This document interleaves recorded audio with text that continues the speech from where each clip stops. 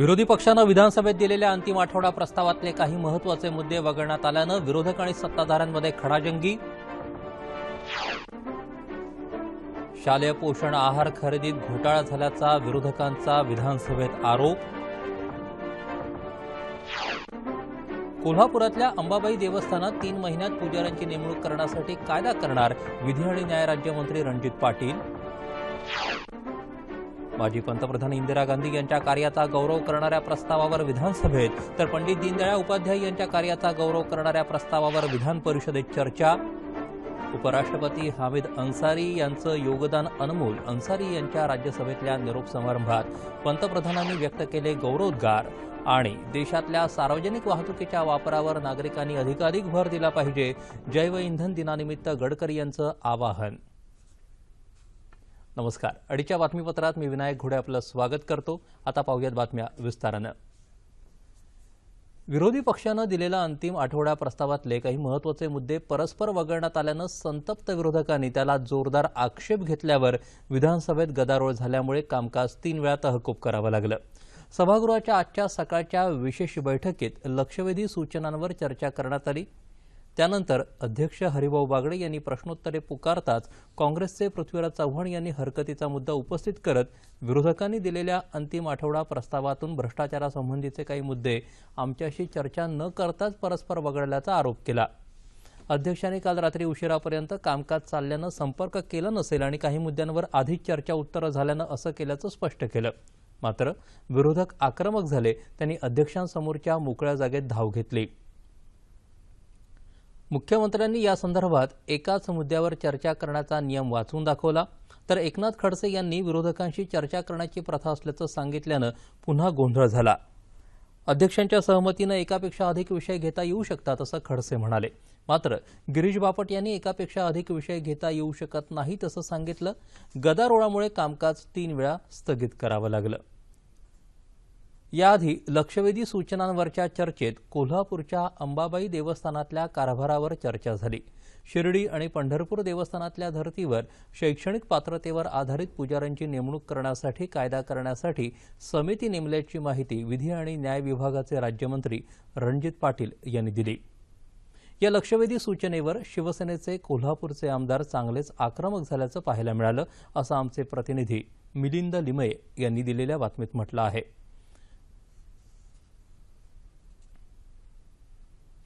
अंत्योदयचे प्रणेते आणि ज्येष्ठ विचारवंत दिवंगत पंडित दीनदयाळ उपाध्याय, ज्येष्ठ समाजसेवक दिवंगत नानाजी देशमुख आणि लोकनेते बाळासाहेब देसाई यांच्या कार्याचा गौरव करणारा प्रस्ताव देवेंद्र फडणवीस यांनी आज विधानसभेत मांडला।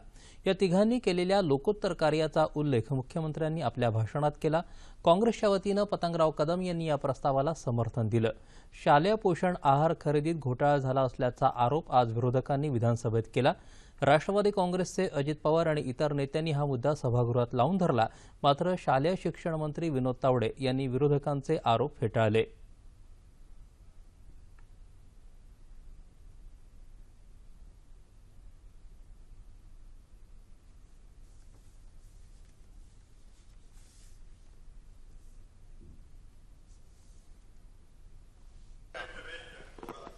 अध्यक्ष महाराज, एकूण पूर्णपणे मध्यान्ह भोजनाचं जे टेंडर आहे ते कसं बसं 1000 कोटीचं आहे। यात हजारो कोटीचा घोटाळा महिन्याभरात कसा होतो हा राज्याचं म्हणतो। अख्ख्या राज्याचं मिड डे मीलचं टेंडर जे आहे हे 1150 कोटी जातं मॅक्झिमम। आता यात हजारो कोटीचा घोटाळा कुठून झाला एका महिन्यात दिल्यानंतर आता? त्यामुळे अर्थात प्रश्न बिल्ड करताना, वातावरण बिल्ड करताना हे बोलणं आवश्यक असेल सुद्धा। त्यांचा जो मुद्दा आहे तो मुद्दा हा आहे की ज्यावेळी गेल्या वेळी टेंडर झालं त्यावेळी तूर डाळीचे भाव हे खूप जास्त होते, 150 वगैरे होते। आता ते 65-70 पर्यंत खाली आले। ते 65-70 पर्यंत खाली आल्यानंतर जून आणि जुलै या 1.5 महिन्याचा सप्लाय हा टेंडर प्रक्रिया पूर्ण होईपर्यंत मागच्या ठेकेदारांना आपण वाढवून दिला। पण अर्थात त्यांना पेमेंट करत असताना आपण त्याचं पेमेंट हे 150च्या दराने न करता जो 65-70च्या दराने आहे तेच करणार आहोत. त्यामुळे ठेकेदाराला पैसे जास्त मिळणार नाही. त्यामुळे याच्यामध्ये कोणत्याही प्रकारचा अधिकचे पैसे त्याला मिळाले, अधिकचे पैसे ठेकेदारांना मिळू शकतात असं यात कुठेही त्यातलं होत नाहीये. आणि त्यामुळे सुट्टीमध्ये शाळांनी आपली नोंदणी न केल्यामुळे सुट्टी संपल्यानंतर 1.5 महिन्यासाठी आपण आहे त्या मागच्या पुरवठादारांना घ्यायला सांगितलं आणि ऑगस्ट महिन्यामध्ये थेट आपण मुख्याध्यापकांकडे पैसे पाठवले. ठेकेदार सगळे आपण वगळले आणि याच्यामध्ये थेट मुख्याध्यापकांनी स्थानिक ठिकाणून ते सामान घेऊन त्यातलं मध्याह्न भोजन द्यायचं.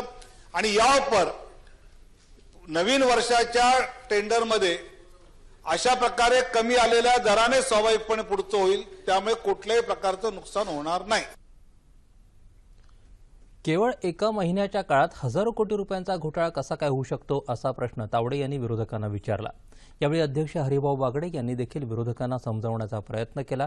या मुद्द्यावरूनही एकनाथ खडसे यांनी वेगळी भूमिका मांडली. बाजारभावापेक्षा अधिक दरानं खरेदी केल्यामुळे शासनाचं लाखो रुपयांचं नुकसान झालं असं खडसे म्हणाले.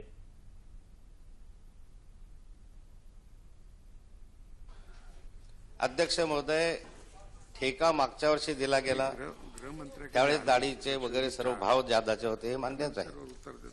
अध्यक्ष महोदय, त्यावेळेस 108 रुपये दराने मूग डाळ, मसूरची डाळ 94, तूर डाळ 155, हरभरा 67 वगैरे असे भाव होते. नंतर लगेचच 2 महिन्यानंतर भाव जे कमी झाले ते तूर डाळी मूग डाळीचे 55 ते 60, तूर डाळ 45 ते 50 होलसेल, तूर डाळीचे 55 ते 60 अशा स्वरूपाचे भाव एकदम मटकी जसे 94 होते तसे 54 रुपयावर आले. अध्यक्ष महोदय, पहिला प्रश्न असा आहे की ज्यावेळेस इतक्या मोठ्या प्रमाणात एकदम 155 आपण दिले आणि बाजारामध्ये भाव 55 रुपयाचा आला, म्हणजे एका किलो मागे 100 रुपये आपण त्याला 10 महिने जास्तीचे दिले राज्यभरात. इथला विषय नाही, जळगावचा विषय नाही आहे, हा राज्यभराचा विषय आहे. आणि अध्यक्ष महोदय, त्या ठिकाणी प्रश्न असा निर्माण होतो की जर एवढ्या मोठ्या प्रमाणावर प्रत्येक भाव 100 रुपये प्रति किलोनं जर जास्त दिला तर मध्ये सरकारने हस्तक्षेप करून त्या टेंडरमध्ये बाजार भावाप्रमाणे खरेदी करावं असं त्याला सूचना करायला पाहिजे होती. त्यापूर्वी आदिवासी जमाती आणि नामसदृशाचा फायदा घेतला जात असल्याचा मुद्दा आमदार अब्दुल सत्तार यांनी लक्षवेधीच्या माध्यमातून उपस्थित केला. याबाबत चौकशीचे आदेश देण्याची त्यांनी मागणी केली.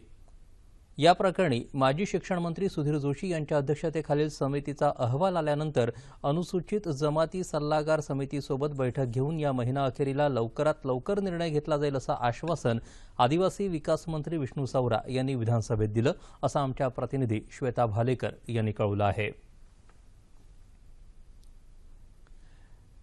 देशाचे माजी पंतप्रधान दिवंगत इंदिरा गांधी यांच्या जन्मशताब्दी वर्षानिमित्त त्यांच्या कार्याचा गौरव करणाऱ्या प्रस्तावावर विधान परिषदेत चर्चा सुरू आहे. या चर्चेत विधान परिषदेचे माजी सभापती शिवाजीराव देशमुख यांनी इंदिरा गांधी यांच्यासोबत काम करताना आलेल्या अनुभवांचं कथन केलं. काँग्रेसचे गटनेते शरद रणपिसे, नारायण राणे, भाई जगताप, अनंत गाडगीळ, जनार्दन चांदूरकर, चंद्रकांत रघुवंशी, आनंद पाटील, राष्ट्रवादी काँग्रेसचे हेमंत टकले, सुनील तटकरे, विद्या चव्हाण, शिवसेनेच्या नीलम गोऱ्हे, जोगेंद्र कवाडे यांनी गांधी यांच्या कर्तृत्वाच्या आठवणींना उजाळा दिला. मुंबईसह संयुक्त महाराष्ट्राच्या निर्मितीत इंदिरा गांधी यांचं मोठं योगदान आहे असे गौरवोद्गार काँग्रेसचे गटनेते शरद रणपिसे यांनी काढले. स्वातंत्र्यानंतर इंदिरा गांधी खऱ्या अर्थानं राजकारणात आल्या. त्या जर काँग्रेसच्या अध्यक्ष झाल्या नसत्या तर मुंबई महाराष्ट्राला मिळायला मदत झाली नसती असं ते म्हणाले. देश आज महासत्तेकडे वाटचाल करतोय तो इंदिरा गांधींच्या धोरणामुळेच असं नारायण राणे यांनी सांगितलं. त्यांचा आणीबाणीचा निर्णय अनेकांना आवडला नाही, पण तो देशासाठी घेतलेला निर्णय होता हे लोकांना नंतर लक्षात आलं असं ते म्हणाले. अत्यंत प्रतिकूल परिस्थितीवर मात कशी करावी याचं उत्तम उदाहरण म्हणजे इंदिरा गांधी अशा शब्दात सुनील तटकरे यांनी त्यांच्या जिद्दी व्यक्तिमत्वाची महती कथन केली. सोशल मीडियात गुंतलेल्या आजच्या पिढीला पिता आणि मुलगी यांच्यातला संवाद कळण्यासाठी पंडित जवाहरलाल नेहरू आणि इंदिरा गांधी यांचा पत्रव्यवहार पुस्तक रूपात प्रकाशित करावा आणि ग्रंथालयात ठेवावा अशी मागणी तटकरे यांनी यावेळी केली असं आमच्या प्रतिनिधी सोनल चव्हाण यांनी कळवलं आहे. मराठवाड्यात दुष्काळ जाहीर करावा, मराठवाड्यातल्या शेतकऱ्यांची कर्जमाफी व्हावी, त्यांचा सातबारा कोरा करावा या मागणीसाठी मराठवाड्यातल्या आमदारांनी आज विधानभवनाच्या पायऱ्यांवर बसून घोषणाबाजी केली. कोल्हापूरच्या अंबाबाई मंदिरातल्या पुजाऱ्यांची नेमणूक पगारी तत्वावर केली जाईल असं आश्वासन शासनातर्फे देण्यात आल्याची माहिती आमदार राजेश क्षीरसागर यांनी दिली. राज्यमंत्री रणजित पाटील यांनी आज या प्रश्नाला न्याय देत असताना 3 ते 4 महिन्यामध्ये पंढरपूर सारखा कायदा करून त्या ठिकाणी श्रीपूजक जे पुजारी आहेत आतले हे पगारी नेमण्यात येतील आणि ते देखील हक्क न सांगता म्हणजे पारंपरिक हक्क न सांगता शिक्षण त्यांचं चांगलं असलं पाहिजे अशा प्रकारचे पुजारी त्या ठिकाणी नेमण्यात येतील असं या ठिकाणी आज आम्हाला आश्वासन सभागृहामध्ये दिलेलं आहे. आणि त्याचबरोबर पश्चिम महाराष्ट्र देवस्थान समितीचं जे काही कारवाई चालू होती किंवा SIT द्वारे चौकशी सुरू होती ती एक 10-15 दिवसामध्ये याचाही अहवाल येईल आणि दोषींवर कारवाई करण्यात येईल अशा प्रकारचं आश्वासन त्या ठिकाणी आम्हाला सभागृहामध्ये देण्यात आलं. देशातल्या सर्व घरांमध्ये 15 ऑगस्ट 2022 पूर्वी सर्व गावांमध्ये वीज पोहोचलेली असेल अशी माहिती ऊर्जा मंत्री पियुष गोयल यांनी आज लोकसभेत दिली. सरकारनं याबाबतचं उद्दिष्ट निर्धारित केलं असून ते वेळेआधीच पूर्ण होईल असंही ते म्हणाले. लोकसभेत आज प्रश्नोत्तराच्या तासात त्यांनी ही माहिती दिली. देशभरात अतिरिक्त जलसाठे निर्माण करण्यासाठी सरकार पावलं उचलत आहे असं केंद्रीय जलसंपदा आणि नदी विकास मंत्री उमा भारती यांनी सांगितलं. प्रधानमंत्री कृषी सिंचन योजना यासारख्या योजनांद्वारे सिंचनाची व्याप्ती वाढवली जात आहे. तसंच जलाशयांची दुरुस्ती, नूतनीकरण आणि पुनरुज्जीवन आदी कामं करण्यात येत आहेत असंही सांगितलं. यावर्षी जूनच्या अखेरपर्यंत 682 कापड गिरण्या बंद झाल्या आणि त्यापैकी 232 गिरण्या तामिळनाडूमधल्या होत्या अशी माहिती केंद्रीय वस्त्रोद्योग मंत्री स्मृती इराणी यांनी दिली. राज्यसभेच्या कार्यवाहीत 10 वर्षांच्या कार्यकाळात उपराष्ट्रपती आणि राज्यसभेचे सभापती हामिद अन्सारी यांनी मोलाचं योगदान दिल्याचे गौरवोद्गार पंतप्रधान नरेंद्र मोदी यांनी व्यक्त केलं. अन्सारी यांचा कार्यकाळ आज संपत असून राज्यसभेत आज त्यांच्या निरोप समारंभात पंतप्रधान बोलत होते. अन्सारी यांच्या राजनैतिक अनुभवाचा फायदा सदस्यांना झाला. देशाच्या कल्याणासाठी त्यांनी अहोरात्र काम केलं असं पंतप्रधान म्हणाले. जब भी मिलना हुआ काफी कुछ आपसे जानने समझने को मिलता था. मेरी विदेश यात्रा से जाने से पहले, आने से के बाद आपसे जब बात करने का मौका मिलता था तो आपकी जो एक इंसाइट थी उसका मैं जरूर अनुभव करता था और वो मुझे चीजों को जो दिखती है उसके सिवाय क्या हो सकती है इसको समझने का एक अवसर देती थी. और इसलिए मैं हृदय से आपका बहुत आभारी हूं. राष्ट्र के संविधान की मर्यादाओं के चलते हुए देश को मार्गदर्शन करने में आपका समय शक्ति काम आएगा, ऐसी मेरी पूरी शुभकामनाएं हैं. बहुत बहुत धन्यवाद. राज्यसभेचं कामकाज अन्सारी यांनी उत्तम पद्धतीनं चालवलं आणि त्यांचा सल्ला सदस्यांसाठी नेहमीच उपयुक्त ठरला असं वित्तमंत्री अरुण जेटली म्हणाले. माजी पंतप्रधान मनमोहन सिंग तसंच विरोधी पक्षनेते गुलाम नबी आझाद यांचं यावेळी भाषण झालं. केंद्रीय सामाजिक न्याय राज्यमंत्री रामदास आठवले यांनीही यावेळी आपलं मत व्यक्त केलं. उपराष्ट्रपती म्हणून अन्सारी पहिल्यांदा 10 ऑगस्ट 2007ला निवडून आले होते. त्यानंतर 7 ऑगस्ट 2012ला ते दुसऱ्यांदा निवडून आले. नवनिर्वाचित उपराष्ट्रपती व्यंकय्या नायडू उद्या आपल्या पदाची शपथ घेणार आहेत.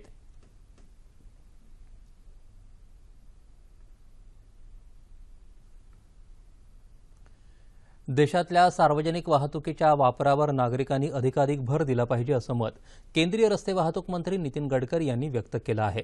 ते आज नवी दिल्ली इथं जैव इंधन दिवसानिमित्त आयोजित कार्यक्रमात प्रमुख पाहुणे म्हणून बोलत होते. देशात खाजगी संख्या वाढल्यानं सार्वजनिक वाहतुकीचा वापर कमी होतोय आणि प्रदूषण वाढतंय असं ते म्हणाले. यासाठी खाजगी वाहनं जबाबदार आहेत असं त्यांनी सांगितलं. एक बड़ा चैलेंजिंग रिपोर्ट मेरे पास आया है कि हमारे देश में ऑटोमोबाइल की ग्रोथ 22% है. पहले एक घर में मुश्किल से एक कार रहती थी, अब घर में 4 जने और 5 कारें हैं, ऐसी स्थिति बनी गई है. और कार की संख्या होने के कारण हमारे यहां ऐसा रिपोर्ट आया है कि हमें हमारी 96,000 किलोमीटर राष्ट्रीय महामार्ग है और अगर जिस प्रकार से वाहनों की संख्या बढ़ रही है उस प्रकार से अगर रोड बनाने की आवश्यकता है तो हर 3 साल में हमको एक लेन जोड़नी होगी, और एक लेन अगर जोड़नी होगी तो 3 साल के बाद हमको 80,000 करोड़ रुपए केवल एक लेन जोड़ने के लिए खर्चा आएगा। इतनी बड़ी कैपिटल कॉस्ट लगेगी, और इसलिए हमको सोचना होगा कि हमारे देश के पर्यावरण के भी दृष्टि से और देश के हित के दृष्टि से हमको पब्लिक ट्रांसपोर्ट इसका प्राधान्य से विचार करना होगा, और जो पब्लिक ट्रांसपोर्ट होगा वो अगर प्रदूषण से मुक्त होगा तो उससे देश के लोगों को राहत मिलेगी।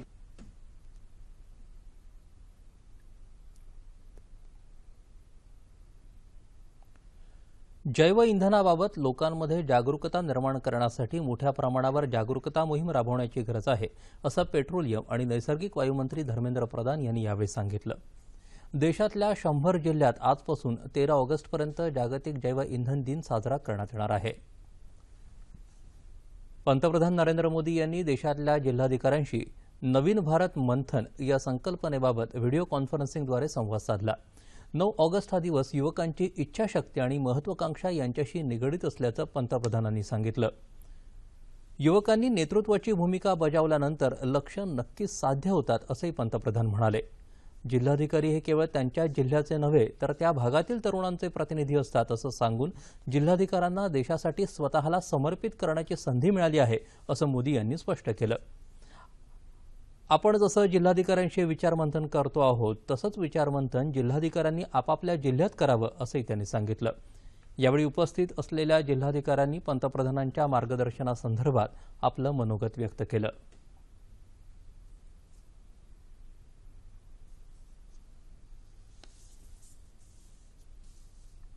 9 ऑगस्ट 1942ला जे भारत छोडो आंदोलन झालं होतं ते एक प्रतीक आहे। तेव्हाच्या ज्या युवा नेतृत्वाची ज्या बलिदानांनी, ज्या पराक्रमाने आणि ज्या पॅशननी एक संकल्प साधला होता, तो 5 वर्षानंतर म्हणजे 1947ला भारताच्या स्वातंत्र्यरूपात त्यांनी तो सिद्धीस नेला। त्याच संकल्पानुसार त्याच पॅशननी एक संकल्प घ्यायचा आहे आणि 2022 पर्यंत आपल्या जिल्ह्याला एक कोणत्या रूपात आपल्याला बघायचं आहे, त्या दृष्टिकोनातून काय काय आपण करायला पाहिजे या बाबतीमध्ये प्रधानमंत्री मोदींनी आम्हाला मार्गदर्शन केलं। केंद्र सरकारद्वारा ज्या ज्या नवीन स्कीम्स आता फ्लोट केलेल्या आहे, विशेष करून GST असो, डिजिटल ट्रान्झॅक्शन्स असो, गव्हर्नमेंट ई मार्केट प्लेस असो, या सगळ्या स्कीमच्या सापेक्ष त्याचा शेवटच्या व्यक्तीपर्यंत आपण हे सगळे फायदे याचे कसे पोहोचू शकतो आणि त्या बाबतीमध्ये 2022ला आपण न्यू इंडिया, नवीन भारत कसा आपल्याला बघायचा आहे या बाबतीत त्यांनी मार्गदर्शन केलं आणि या प्रत्येक जिल्ह्याला या बाबतीत एक रिझोल्यूशन डॉक्युमेंट सुद्धा तयार करण्याचे त्यांनी निर्देश दिलेले।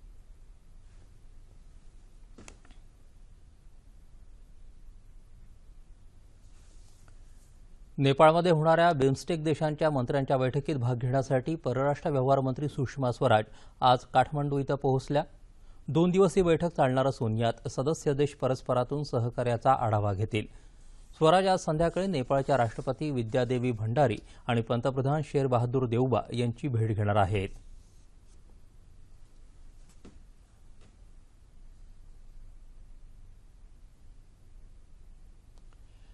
मागासवर्गीयांच्या पदोन्नतीला स्थगिती देण्याच्या उच्च न्यायालयाच्या निर्णयाला राज्य सरकार सर्वोच्च न्यायालयात आव्हान देणार असल्याचं सामाजिक न्याय आणि विशेष सहाय्य मंत्री राजकुमार बडोले यांनी सांगितलं आहे। उच्च न्यायालयाच्या निर्णयासंदर्भात पुढली दिशा ठरवण्यासाठी बडोले यांनी काल मंत्रालयात सर्व संबंधितांची बैठक आयोजित केली होती, त्यावेळी ते बोलत होते। यावेळी सामाजिक न्याय राज्यमंत्री दिलीप कांबळे, मुख्य सचिव सुमित मलिक, विधी आणि न्याय विभागाचे प्रधान सचिव एन जमादार, आदिवासी विकास विभागाच्या सचिव मनीषा वर्मा, विमुक्त जाती, भटक्या जमाती आणि इतर मागासवर्ग कल्याण विभागाच्या सचिव राधिका रस्तोगी आणि इतर अधिकारी उपस्थित होते। 2004 पूर्वी कर्मचारी अधिकाऱ्यांना वर्ग 1 पदापर्यंत आरक्षण होतं। 2004 साली शासनानं अनुसूचित जाती जमाती, इतर मागासवर्ग, विमुक्त जाती, भटक्या जमाती, विशेष मागास प्रवर्ग इत्यादी प्रत्येक संवर्गात पदोन्नतीसाठी आरक्षणाचा कायदा केला। या कायद्याविरोधात कर्मचारी संघटनांनी उच्च न्यायालयात याचिका दाखल केली। या निर्णयाला सर्वोच्च न्यायालयानं 3 महिन्यात स्थगिती दिली नाही तर अनेक अधिकाऱ्यांची पदोन्नती रद्द होऊ शकते। त्यामुळे आवश्यक ती सर्व माहिती आणि पुरावे गोळा करून तज्ज्ञ कायदेशीर सल्लागार नेमून स्थगिती मिळवणं आवश्यक आहे, असं बडोले यांनी सांगितलं। ओबीसी संघर्ष समन्वय समितीनं आपल्या प्रलंबित मागण्यांसाठी आज आझाद मैदानात धरणं आंदोलन केलं.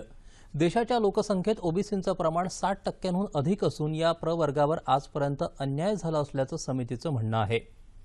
ओबीसींची जातीनिहाय जनगणना करावी, त्यांना लोकसंख्येच्या प्रमाणात आरक्षण मिळावं, सामाजिकदृष्ट्या मागास नसल्यानं मराठा समाजाला आरक्षण देऊ नये, केंद्रीय स्तरावर स्वतंत्र ओबीसी मंत्रालय असावं, ओबीसी आयोगाला SC/ST आयोगाप्रमाणे संवैधानिक दर्जा देण्यात यावा, नव्या राज्य मागासवर्गीय आयोगाची नेमणूक करावी, मंडल आयोग आणि नचिअप्पन आयोगाच्या शिफारशी पूर्णतः लागू कराव्यात अशा मागण्या ओबीसी संघर्ष समन्वय समितीनं केल्या आहेत.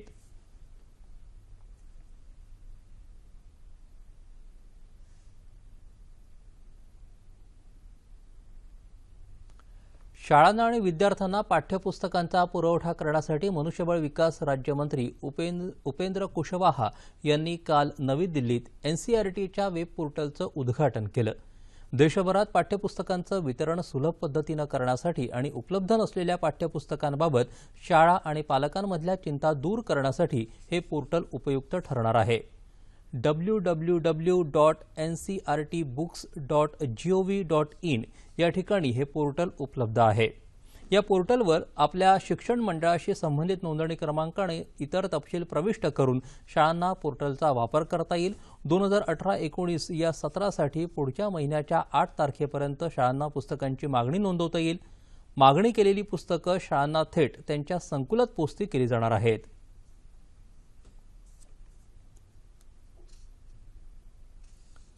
सोयाबीनचे भाव पडल्यानंतर राज्य शासनानं जाहीर केलेलं प्रति क्विंटल 200 रुपयांचं अनुदान 6 महिने उलटले तरी अद्याप शेतकऱ्यांना मिळालेलं नाही.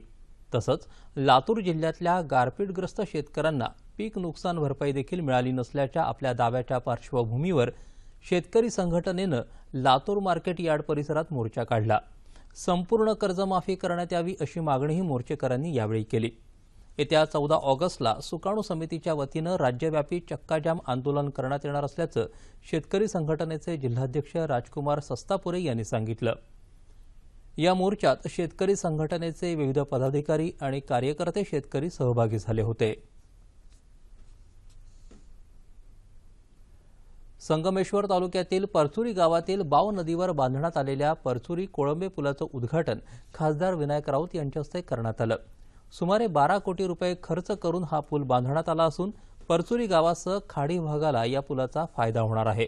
त्याचबरोबर परचुरी देवरुख अशी ST सेवाही सुरू करण्यात आली आहे. गेली 25 वर्ष मागणी असलेला परचुरी कोळंबे पूल तयार झाल्यामुळे परचुरी गावासह अनेक वाड्यांचा होडीचा जीवघेणा प्रवास बंद झालाय. यापूर्वी महामार्गावर येण्यासाठी 30 ते 35 किलोमीटरचा वळसा घालून यावं लागत होतं किंवा नदीपात्रातून होडीतून प्रवास करावा लागत होता. आता या पुलामुळे गणपतीपुळे ते संगमेश्वर अंतरही कमी झालं आहे.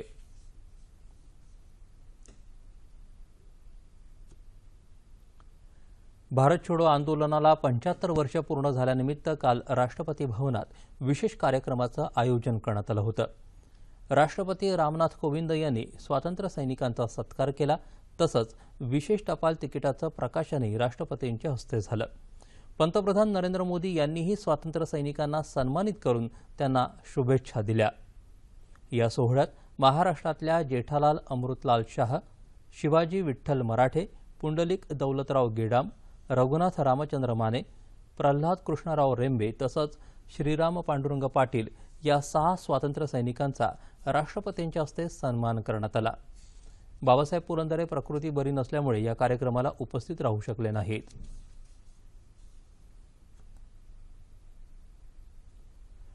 मुंबईमध्ये नेहरू केंद्रामध्ये पदार्थविज्ञानाचे प्राध्यापक अभय देशपांडे यांचं हाय एनर्जी फिजिक्स या विषयावर व्याख्यान आयोजित करण्यात आलं. यावेळी ब्रह्मांडाच्या उत्पत्तीसंदर्भात असलेल्या विविध प्रकारच्या प्रश्नांवर चर्चा करण्यात आली. प्रोटॉनची संरचना आणि न उकललेली रहस्य याबाबत देशपांडे यांनी मार्गदर्शन केलं. यापूर्वी झालेले काही प्रयोग आणि त्याबाबत असलेली मतमतांतरं याची माहिती प्राध्यापकांनी दिली. नागपूरहून हज यात्रेला जाणारा पहिला जत्था आज सकाळी रवाना झाला. हज यात्रेच्या पहिल्या विमानानं 420 यात्रेकरूंना घेऊन आज नागपूरच्या डॉ. बाबासाहेब आंबेडकर आंतरराष्ट्रीय विमानतळावरून 11:30 वाजता उड्डाण केलं. पहाटेपासूनच हजला जाणाऱ्या हाजींना निरोप देण्यासाठी त्यांच्या नातेवाईकांनी हज हाऊस इथं गर्दी केली होती.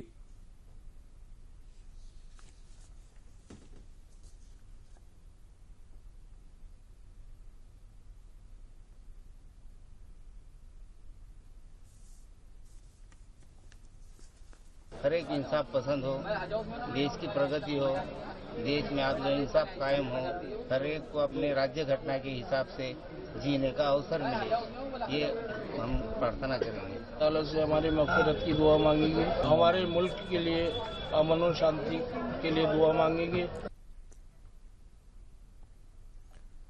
11 आणि 12 तारखेला सुद्धा हजसाठी विमान उड्डाण करणार असून एकूण 2240 हज यात्रेकरू हजला जाणार आहेत। छत्तीसगडमधून 400 आणि मध्य प्रदेशातून 100 यात्रेकरू हज इथं जाणार आहेत। अखिल भारतीय विद्यार्थी परिषदेच्या रायगडच्या शाखेतर्फे पनवेल इथं महानगर परिषद मेळावा आयोजित करण्यात आला होता। यावेळी अभाविपचे पनवेल, कामोठे, खारघर, खांदा कॉलनी, नवीन पनवेल, कळंबोली इथले सर्व कार्यकर्ते मोठ्या संख्येनं उपस्थित होते। दीप प्रज्वलन करून सरस्वती आणि स्वामी विवेकानंद यांच्या प्रतिमांचं पूजन करून या महानगर परिषद मेळाव्याची सुरुवात करण्यात आली। अभाविपच्या नवीन कार्यकारिणीची निवड मान्यवरांच्या समोर करण्यात आली। यावेळी पनवेल महानगर मंत्री म्हणून तेजस जाधव यांची नियुक्ती करण्यात आली आणि इतर 4 उपविभागांमध्ये उपमहामंत्री आणि त्यांचे सहकारी यांची नियुक्ती करण्यात आली। या परिषदेला प्रमुख पाहुणे म्हणून अखिल भारतीय विद्यार्थी परिषदेचे राष्ट्रीय विद्यापीठ प्रमुख श्रीहरी, अभाविपचे कोकण प्रदेश मंत्री प्रमोद कराड, अभाविप प्रदेश अध्यक्ष डॉक्टर वरदराज बापट, रायगड जिल्हा आयोजक मयुरेश नेतकर आदी उपस्थित होते। हिंदी चित्रपटसृष्टीतले चरित्र अभिनेते सीताराम पांचाळ यांचं आज पहाटे मुंबईत दीर्घ आजारानं निधन झालं। ते 54 वर्षांचे होते।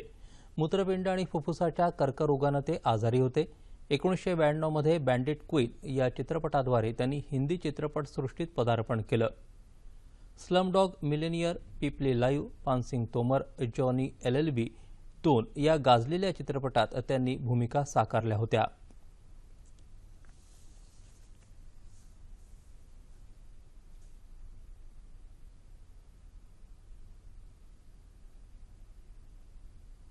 हवामान। येत्या 2 दिवसात कोकणात बहुतांश तसंच विदर्भात, मध्य महाराष्ट्र आणि मराठवाड्यात तुरळक ठिकाणी पाऊस पडण्याची शक्यता हवामान खात्यानं वर्तवली आहे। आता पाहूयात ठळक बातम्या पुन्हा एकदा। विरोधी पक्षानं विधानसभेत दिलेल्या अंतिम आठवडा प्रस्तावातले काही महत्त्वाचे मुद्दे वगळण्यात आल्यानं विरोधक आणि सत्ताधाऱ्यांमध्ये खडाजंगी। शालेय पोषण आहार खरेदीत घोटाळा झाल्याचा विरोधकांचा विधानसभेत आरोप। कोल्हापुरातल्या अंबाबाई देवस्थानात 3 महिन्यात पुजाऱ्यांची नेमणूक करण्यासाठी कायदा करणार विधी आणि न्याय राज्यमंत्री रणजित पाटील। माजी पंतप्रधान इंदिरा गांधी यांच्या कार्याचा गौरव करणाऱ्या प्रस्तावावर विधान परिषदेत तर पंडित दीनदयाळ उपाध्याय यांच्या कार्याचा गौरव करणाऱ्या प्रस्तावावरती विधानसभेत चर्चा। उपराष्ट्रपती हामिद अन्सारी यांचं योगदान अनमोल। अन्सारी यांच्या राज्यसभेतल्या निरोप समारंभात पंतप्रधानांनी व्यक्त केले गौरवोद्गार। आणि देशातल्या सार्वजनिक वाहतुकीच्या वापरावर नागरिकांनी अधिकाधिक भर दिला पाहिजे, जैव इंधन दिनानिमित्त गडकरी यांचं आवाहन। याबरोबरच हे बातमीपत्र संपलं। पुन्हा भेटूया संध्याकाळी 5 वाजता आपल्या सह्याद्री वाहिनीवर। नमस्कार।